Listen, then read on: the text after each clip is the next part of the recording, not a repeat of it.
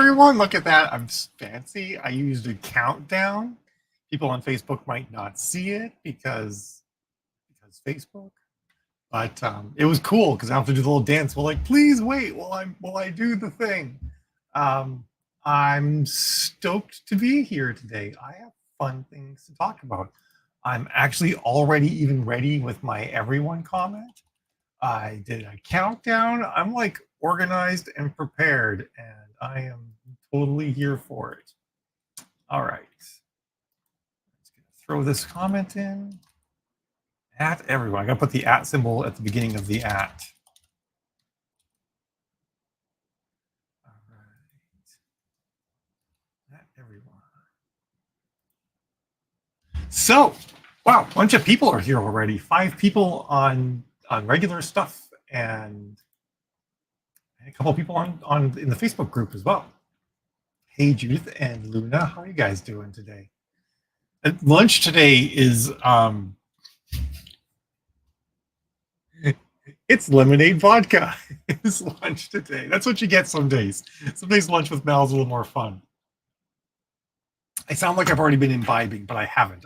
I just started, and I will not finish it probably for like 4 or 5 hours because I can't really have that much alcohol anymore.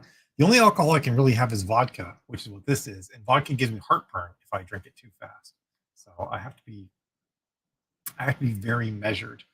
But yeah, it's gonna be a fun lunch with Mal today because the Facebook landscape is changing quite a bit, and we're talking a bit about some of the things that work that didn't used to work, and some of the things that used to work and don't work anymore. How we need to change our strategies to adjust and adapt, and how that's kind of the way it always goes. But there are a lot of core things that always stay the same too. So I'm going to touch on some of that stuff as well. So where do I want to start? Well, while I wait for a few more people to come on in, I did I booked my airline flights to Vegas for Author Nation today, formerly 20 Books, and I'm stoked. I'm going to be there Monday doing the vendor day thing, and then I speak on Thursday, and I'm actually speaking on this same topic, but it'll be a little more visual, a little more polished, a little bit less randomly conversational, and it'll have a few more things in it, obviously, as well. But it's all about like stuff that shouldn't work or didn't used to work with Facebook, but now surprisingly does work. So it's pretty cool. Hey, Kate and Jill, nice to see you. And anybody else who's here, say hi. Let me know where you're from if you've never said hi before. It's always nice to know where people are at. And then to all of you who watch afterward, hey, how's it going? I hope you enjoy the podcast as well. It feels so formal when I call it a podcast. Hey, Laura, nice to see you here. First time I've seen you say hi. Hi, Emma. How are you doing? So yeah, one of the things that surprisingly works that didn't used to work is the amount of text that you can put on Facebook ads. Back in the day, it used to be that you could have no text on Facebook ads. Facebook had I forget when this rolled out, but I know that in 2016 it was still in play, and it's stuck around until late 2017, maybe early 2018, where you could have 0 text on an image. Even if you stuck your book cover down in the corner of an image, Facebook would deem that to be too much text and would deny your ad. And they had like software that would check and see if there was any text, and they would block it. And then over time, Facebook started to allow more text to be on an ad. And the reason why they really allowed this to happen is Facebook doesn't want ads to look like ads, because if they do, they can't show as many of them, and they want to show as many ads as they can. So the more people's ads look just like regular posts, the more Facebook can squeeze in. And if your ads look too ad-like, they can't squeeze as many in, and they charge you more money. So that's kind of how they roll. So the more text you have, the higher CPC will be. And that, up until like, I want to say about 5 or 6 months ago, was almost always the case. Like 99% of the time, too much text, cost per click goes up over what it would be if there was no text. It might not be that high, but it still was always higher. Like if you had like a ad with no text on it, it could be 10 cents a click, and then you throw some text on it, it's 13. Still a good cost per click, but higher. And the reason why they made this change is because regular folks started putting text up with images. Like half of what gets posted now is memes, have images on it. So that's pretty normal. But what's been changing is that regular folk are putting up more and more text, more and more ads that have text, and Facebook's accepting it more. And so there used to be a thing that we would do. Yeah, I think you're right. We did, Emma. And hi, Amy. It is Liquid Lunch with Mal. Hey, Elizabeth. How are you doing? So I'm just going to share my screen here. That up until recently, what I'm about to show you didn't really work that well. It had a specific use case, but it wasn't like something you would generally use ongoing. And if they did work, they wouldn't work for long. I was going to do that. Perfect. So this is an example of a kind of ad that used to be called click testing, and it still is, I guess. And the idea behind ads like this is you would use this to figure out what your best headlines were or best taglines would be for your blurb or something like that. And they're generally used across all advertising in a testing sort of way. And then once they find the text that works the best, then they combine that with images and whatnot. They go through this iterative process to sort of find the one ad to rule them all, which is something that I've never really believed in anyway. I don't think there's one ad to rule them all. It's not like we're like making ads for a magazine where you have to provide one final piece of copy because they're going to print it 150,000 times or something like that. In this world, we don't have to have one ad to rule them all. We can have many, many ads running at all times, and then different ads for different people can work differently. But that being said, the whole logic behind this was to try and find like the best text. And certainly if you're like trying to find the best tagline, this is actually a fantastic thing to do. You make a bunch of different taglines, you have a solid color background, and you put the text on it. And you can do different things with the text. You don't have to make it in these little bubbles. I'm all about maximum readability. And to get the maximum readability, you want maximum contrast, black text on a white background. That is the most readable that it can go. Like possibly like slightly gray can be a little bit better if there's a lot of it. But if you really want it to stand out, black on white, that's where you get the highest contrast, or white on black, either one. But I also want the color in here because I want the color to be like a little bit of a signal, right? Like if it's like a darker romance, I might use a color like this. If it's a rom-com, I might use a bright blue or a bright pink or something like that. You can kind of play around with that. But the whole idea again was that there's no image muddying the waters, right? The only test that's going on is the text itself. So if all the images have the same background color, then boom, you're gonna figure out which text is getting the best result rate and the lowest cost per click, which is really going to say what's appealing to people the most and what Facebook can find the most people to show it to. So the cost per click is going to tell you the lower the cost per click, the easier it is for Facebook to find people to show the ad to. Great. That means bigger audience likes that one. And then higher result rate means that when people see it, they're engaged and they click. And that's what you want as well. So in a scenario where we've got like your tagline above your blurb, well, you do have to find one to rule them all. You don't get to have 3 or 4 different taglines. So this actually can work really well for that. I saw it in the homework, I believe, Elizabeth. Elizabeth is in our advanced Facebook ads class. So this is actually the homework that they got, the class they got on Tuesday. We were talking about this sort of ad. But in the last like 5 to 6 months, these types of ads can actually be cheaper than ads with images, and they can convert, which is kind of surprising.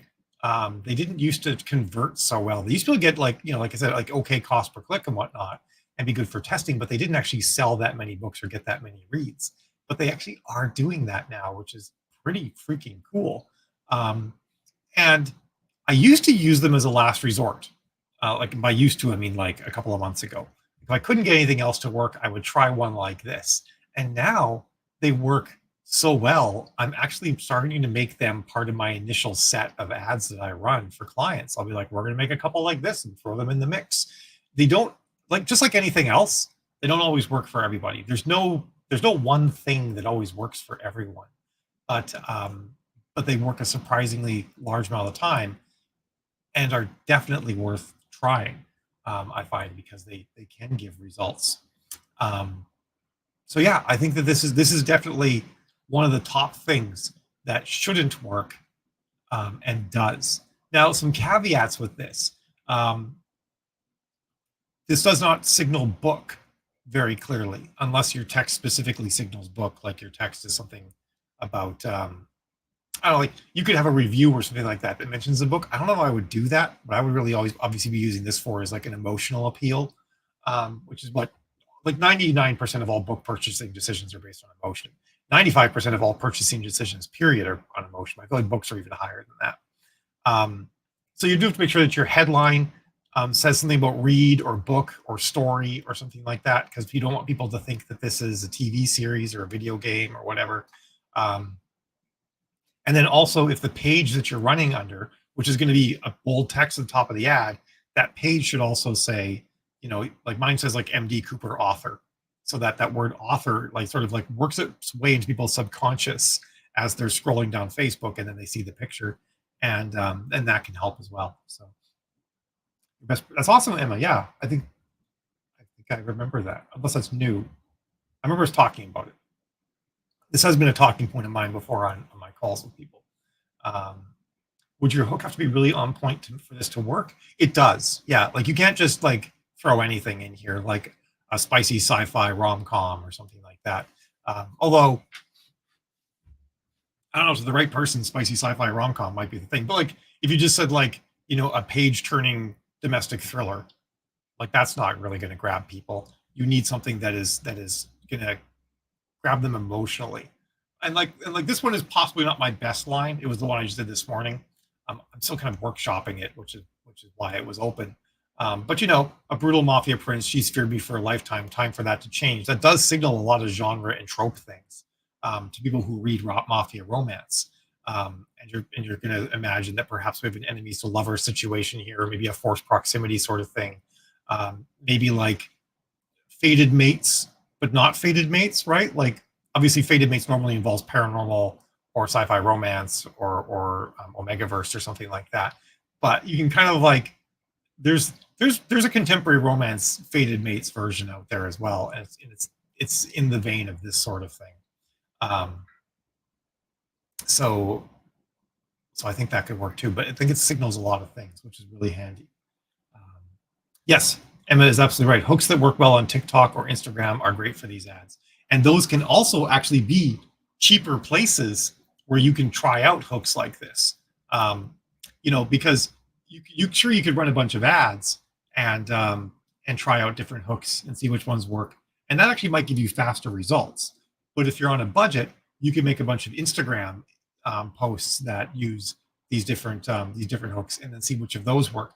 I personally think Instagram is a little bit better than TikTok for doing this sort of test, because TikTok, you can have a massive following and make a post and like 7 people see it. And then you can make another post and 700,000 people see it, you know, kind of thing. TikTok seems to have a lot of peaks and valleys in their algorithm that can muddy the results. Instagram is a lot more consistent, where a core group of your people who follow you are going to see most of your posts, unless your account's been you know, shadow banned or restricted or something like that.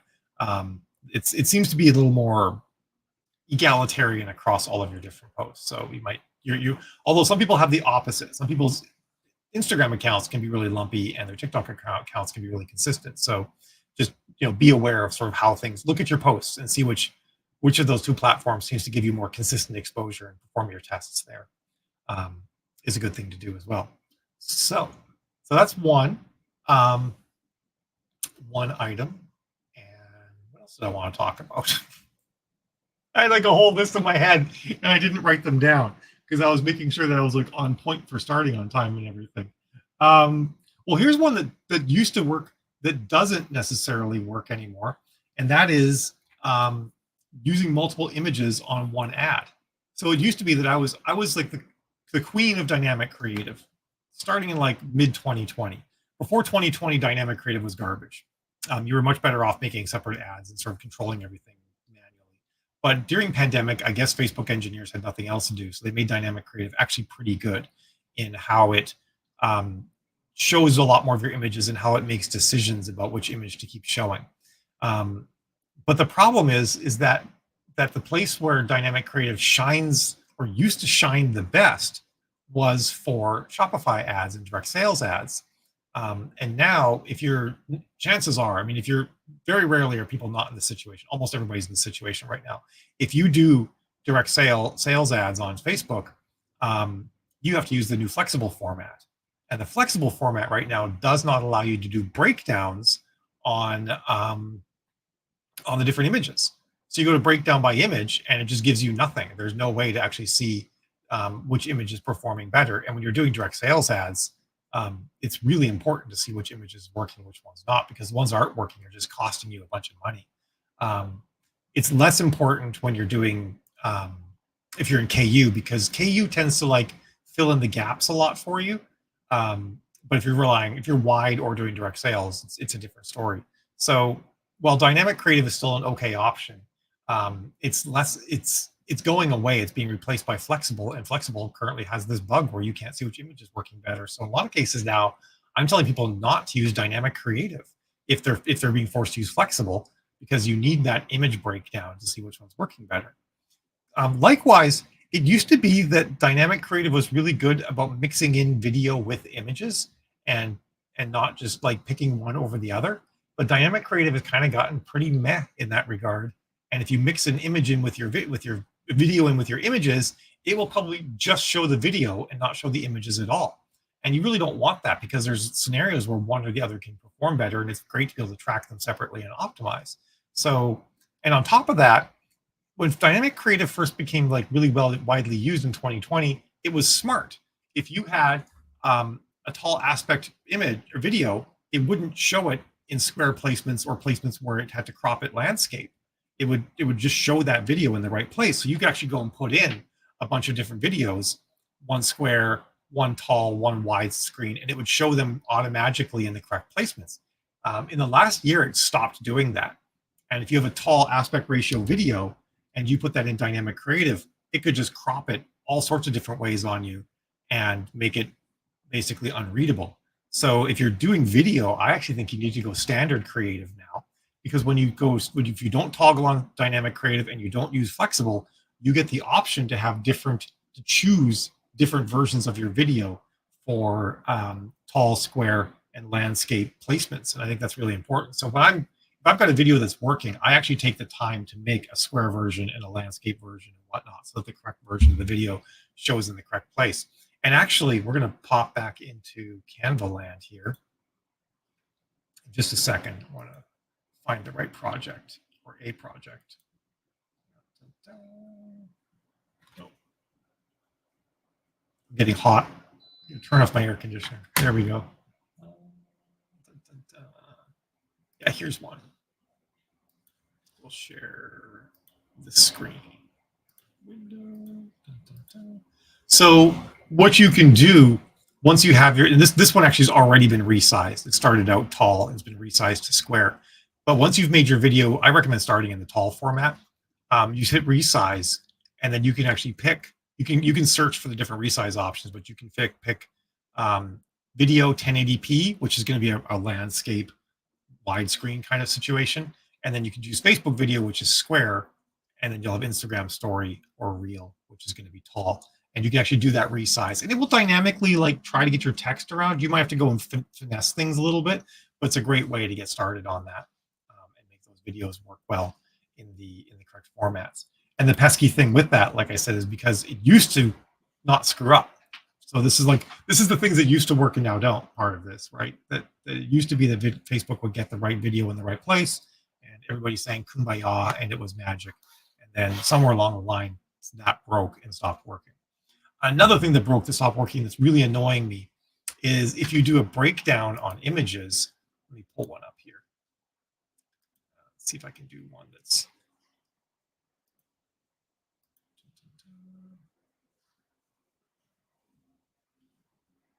I can't. I want to find. Need to find one where I can.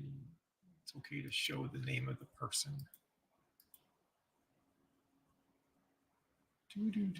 Oh, please. I thought I had one up, and then I realized I didn't.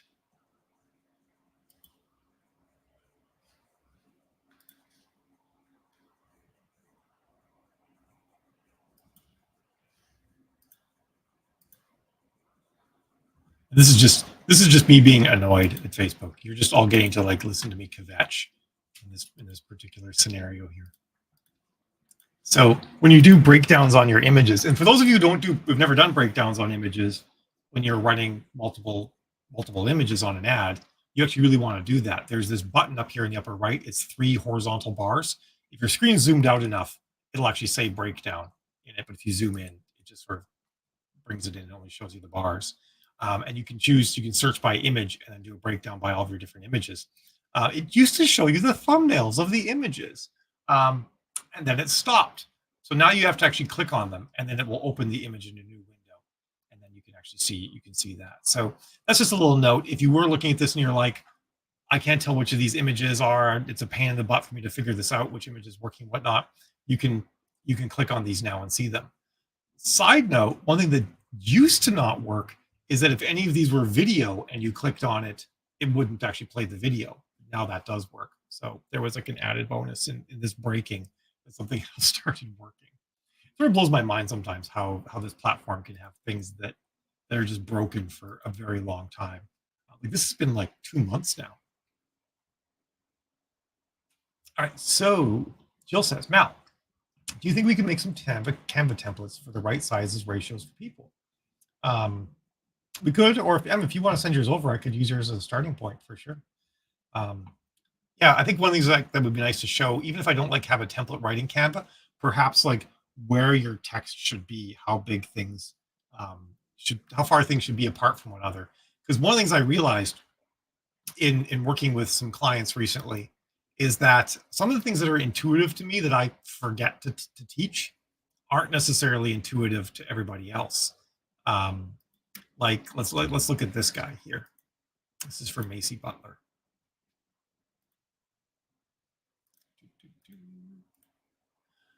So when you're doing, this is perhaps not perfect. I wish a little bit more of his head was showing. There's places on the human body where you don't necessarily want to like have the image cut, and this is a little bit too high in the head. Usually you want to be on the brow, because it kind of just makes it look like the top of his head's been chopped off. Or if it's on the brow, it sort of feels like, okay, this is just an intentional cut. But that being said, actually, I wonder if I can. Do I have more image? I do. I actually could just slide him down. Look at that. There we go. That's better.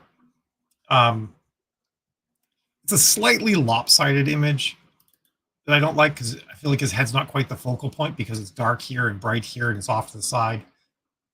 Not every image is going to be absolutely perfect, and sometimes you sort of have to make do. But then you kind of run into the scenario of like, well, where do I put my text? I have 2 pieces of text I want to use. Do I put this up here? Perhaps I could. I might need to make this a little bit taller, play around with this sort of thing. Like the way the words visually look can actually matter. How they're spaced and whatnot can actually like affect how it's perceived. Like that could work like that. But one thing I wouldn't want to do is have this text right here, because now there's like, it's not evenly spaced between his head and the edge of the screen, and that actually can make it look weird. So, and the same thing is true for this text down here at the bottom now that's all by itself. This text should not be down here. It needs to be much closer to being centered with the books. So this needs to be here, and then this needs to be centered with the books, because I need to find balance between the things. I need to make it so there aren't like weird lopsided areas on the screen where there should be more text, but there isn't, or there should just like, it feels like things should be filling that space, but they're not. There's a thing called negative space with, I was going to move this back down, but now I'm not sure if I want to. There's a thing called negative space with when you're doing art and design and whatnot, and actually making so your negative space is sort of balanced is actually pretty important. And that's actually one of the issues with this particular image. The negative space here in the upper right just feels a little bit too empty with how condensed everything is down here. And that makes the image feel not quite right. So perhaps another fix for this would be to take our guy, there we go, and embigger him a bit, and then pull him down like that. So that's a little bit better. Again, the one problem with this is that one side of his face is so dark and the other side is so well lit. It'd be a bit better if it wasn't quite as dark, because the color, the lighting is not quite balanced, but you kind of get how just a few of these little tweaks can be used to make the image feel a lot more balanced. And that's something that's really important when you're doing any of your ad images. You really want to make sure that you have stuff like this and not like, not have this text like over here on the left or something like that. Like that's just going to look bad. So do think about like, what are the elements around my text? What are the elements around my book? Are they balanced? Are they all aligned with each other, or something kind of off kilter into the side? Now, I recognize that not everybody can like just visually spot that right away. So, run it past some friends and whatnot. If you got a friend who you think has a pretty good eye for whether things are, are aesthetically laid out and whatnot, see what they think, see if they have any suggestions. And you can even frame it like, hey, I'm not looking for like feedback on everything in here. I just want to make sure that all my elements are balanced and that the focus is in the right places on everything. So that's something that you should absolutely do. Jill says I can add some to our membership. Oh, yeah, we can absolutely do that, honey, because Jill said she's already forgotten the aspect sizes that we need to use. So yeah, so those are just some thoughts on some things that have worked and have not worked in the past. Actually, there's one more thing I want to go over. I've talked about this a few times in the past, but I want to talk about it again because I feel like I can never actually talk about this enough. And that's audiences and building audiences. Presents, share screen. Okay, good. You're all set up properly here. So when you're doing audiences, again, there's the new version that they rolled out in January, where it has these two boxes. And quite honestly, what it does, the way it works is it listens to everything in the audience controls box and ignores everything in the Advantage Plus audience box. And it might not ignore it initially, but eventually it will just disregard it entirely. So, and the only thing you can set in this top box is age and location, or just minimum age, which only goes up to 25. If you could set gender in this top box, I feel like this new system would actually be a lot more usable. But because gender is down here and can be ignored, a lot of us write very gendered books, and that can be a problem.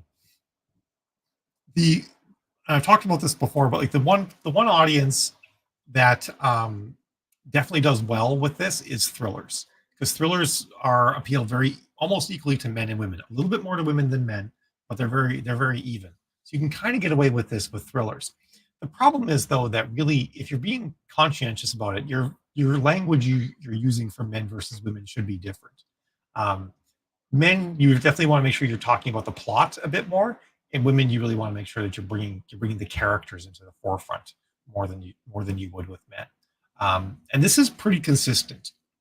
In fact, if you look at if ads are like man only for something like military science fiction or something like that, it's like heavy on the plot.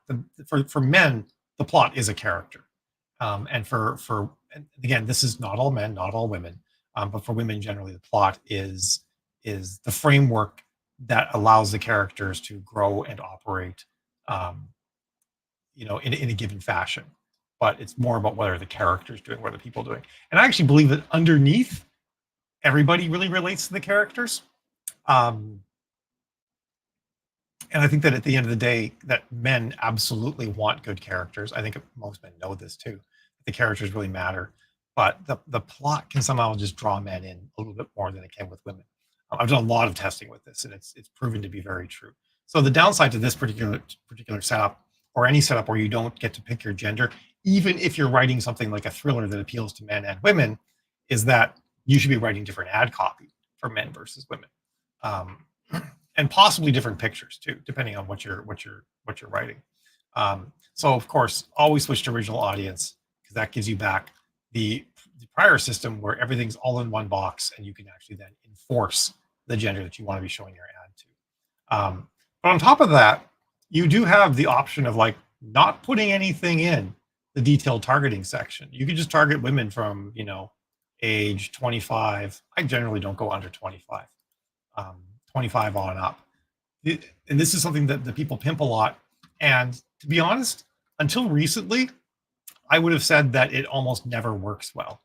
But over the course of this summer, it's actually started to be something that I I test more often. I have been testing it for about a year. Actually, no, I think the first time I tested doing this was in 2021.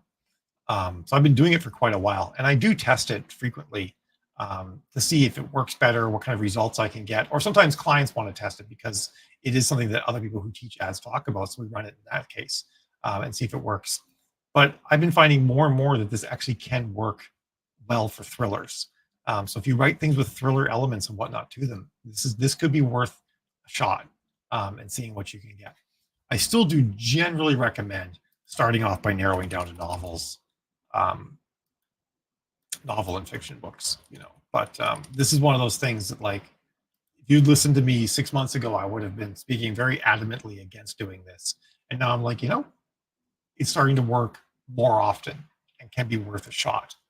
The tricky thing with doing this, though, is because Facebook is starting out with this very broad audience, your ad creative has to scream the right genre and trope information. If it doesn't, you're not going to get good conversions. So your ad creative has to be like on point, and it will take Facebook like 3 or 4 days longer to actually start really finding the right audience and homing in, because you're giving it just this massive starting pool to pool people to start with. It takes longer to find that good audience. So it can be a little bit more expensive. But if you're like, you know what, I'm not having luck with other things, what else can I try? Try this. See if it works. Give it a shot. It's better than trying the same thing over and over again that isn't working. So let's see. Kate says, I tried something different with my audience. I used to have other media mixed in with authors, including romance novels. I switched to defining further with romance novels, but I noticed sales dropping. So I thought maybe use romance novels in interest and also use it my define further to filter my non-author's interests. That's an interesting way to do it. So for those of you who might not have followed, so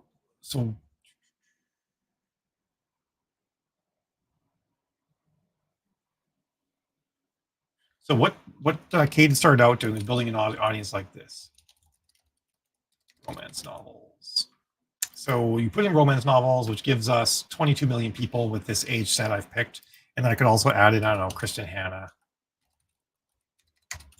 I don't know if this is who you'd be picking, obviously. Can I not spell names? Kristen? Oh, well, apparently maybe her name's spelled differently. Carly Phillips, we'll use her. Carly Phillips and Abby Glines. Abby Glines. And this would be like a relatively safe way to roll. I don't know if we actually brought things up very much. I think actually what didn't change at all. But let's say, for example, we also added in Ally McBeal. So we added in Ally McBeal or something like that. Now we've got this audience. Interestingly, didn't grow that much either. So apparently pretty much everybody that watched Ally McBeal also reads romance novels.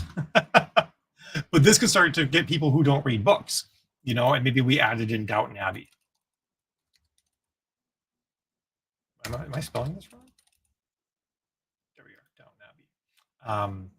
So now we could be possibly getting people who don't read books at all, because we got some television shows mixed in here. So you would pull out romance novels and you'd say define further,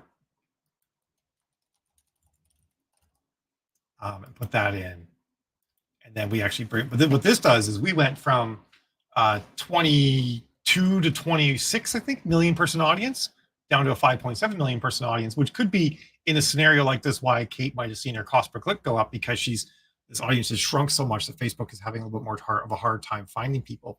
And what she did, I really like, actually. She added romance novels back in here. And what this will then allow is to capture people who just like romance novels, because they have to match one of these two things. So they could match romance novels and be fine.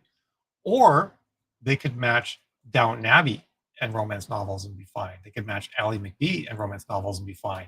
So she can expand the audience to bring in these other elements, but not lose out on the bulk of everybody who reads romance novels. I actually think that was actually a really smart move. And I don't know if I've ever thought of doing that before. So that is fantastic, Kate. I love it. I think it's a great way to do that. Elizabeth, how many detailed categories should you aim for? My rule of thumb is there's actually no limit. so long as you're not like throwing the kitchen sink at it, right? Like don't add Star Wars into an audience like this, obviously. Like keep it on point, make sure everything you pick are people that you legitimately believe will be interested in what you write. But there's really no max size that's too big, as evidenced by the fact that thriller authors can just put in no one. You know, if you put in no, or not no one, but no targets, and that's going to give, in this case, 79 million people, and that's not too big. So there's really no max size. Because think about it, if you're selling toothbrushes, you're going to make this 20 to 65 plus and just run it for everybody, right? Because everybody buys toothbrushes. So the system is designed for the entire population to be a targetable audience for you to run your ads to. It's totally built to do that. So there's really no max size, so long as you think that everybody that you're targeting is actually a valid audience. I hope it works well, Kate. It sounds like logically, it sounds like a smart thing to test. So I absolutely think that's a great idea. All right, let's see. So I think that's all I've got for now to get into, because my throat's getting a bit raspy, actually. I've been talking more today than I thought I would. But anybody have any final questions? Like anything you're trying with ads that you're curious about, or anything just going on that's bookish in general that you're curious about? I'd be happy to chime in on anything or give my thoughts on anything if you have any questions. But otherwise, I will see you guys next Thursday for that Lunch with Mal. But again, if you are going to Author Nation in Vegas, I will be speaking on this very topic, and there'll be a lot more visual aids and some other items in here at 2 p.m. on Thursday. So I figure like there's the how-to of running Facebook ads is sort of, it's easy to get your hands on these days, right? But what's like the stuff that is a little more out there, where you have to run a lot of ads to see trends and see what's going on. So that's kind of what I want to focus on now. Is like it's almost like that one trick they don't want you to know about, but a little bit less, clickbaity than that. And a little more like, this is actually a trick you could try and see if it works for you. Jeremy says, I know something after our ad challenge class. I took the same ad after finishing last book, complete 6-book series. And so all of a sudden it's converting. So when you say took the same ad, do you mean, and then gave that, do you mean like you just added that in as a headline or something like that? On an existing ad you've been running before? That's how I'm parsing that. I think that actually the word complete does actually sell it for people. Okay, yeah, so I had that right. The word complete does help. Like whenever I have like an omnibus or something like that, I will write complete whatever series for the omnibus edition. And I have used it in ads before. I should test it a little bit more in ads again too. I've kind of fallen out of using it, but I should not have fallen out of using it, because I think that's definitely a psychological angle for the people who want to read a complete series. They're going to be drawn to it, right? And be like, cool, it's got an ending. I know that the story's going to have an arc and go somewhere, and there's people who really want that. So I think that makes a ton of sense actually to have that in there. Thank you, G.R. Martin, for screwing everyone up. I know, right? Like now people are like, this thing could hang forever. All right, Kate says, should we not use dynamic creative in traffic ads that go to Amazon anymore, or was it specific to Shopify? If they go to Amazon, it's fine. If it's dynamic creative and not flexible, so if it's dynamic creative, actually, if it's dynamic creative anywhere, it's fine. But the problem is that dynamic creative is going away, and if you're going to Shopify, chances are you can't use it anymore for your sales ads at all. If you're still running to, dynamic creative going to a retailer, though, then if you still have the option to do that, then definitely keep doing it. But don't do it for video. That was sort of the change in that scenario. Don't mix your video in anymore, and don't use dynamic creative for video. So dynamic creative is really like, if you have it, still images only to retailers only. It's sort of my recommendation. Obviously, I do not have tablets handed to me from God on a mountaintop. So, if you have an option to try something different, test it out, see what you get. But I'm sort of just speaking mostly from what I've experienced with the clients I've worked with. Haven't been roped into flexible yet. I know. I'm kind of like, I like what they're doing with it. I like the fact that it's all encapsulated on the ad set page now, and there's some people who have like a really cool version of Flexible where you can like say group this text with this image and this text with this image all right in the ad set. But like that's super rare. Hardly anyone has that version of it yet. And I like where they're going with that because I think it makes the interface make so much more sense.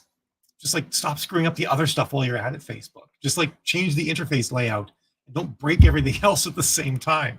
So I guess time will tell. I really would have thought they would have like settled in on it by now, but they're dragging their heels and leaving us in limbo. But a lot of people have language that actually even says like flexible creative or dynamic creative is going away, and other people in their ad accounts have language that says dynamic creative is gone, and other people have dynamic creative with no flexible creative. So as per usual, it's chaos in Facebook land. But you're very welcome, Pippin. Pippa. Sorry, you were not Pippin. You were not a hobbit. I wouldn't mind being a hobbit sometimes, but I am not. Although I'm too into shoes to want to be a hobbit, let's be honest, because they got those big feet and I walk around barefoot all the time. Ironically, though, I am barefoot most of the time, even though I love shoes. It's kind of a weird thing. And on that note, I'm going to peace out. But it was awesome chatting with everyone today, and for everybody watching the walkthrough, or not the walkthrough, the replay, it will be awesome chatting at you later. So I hope you guys have a fabulous weekend, and I'll see you all next week.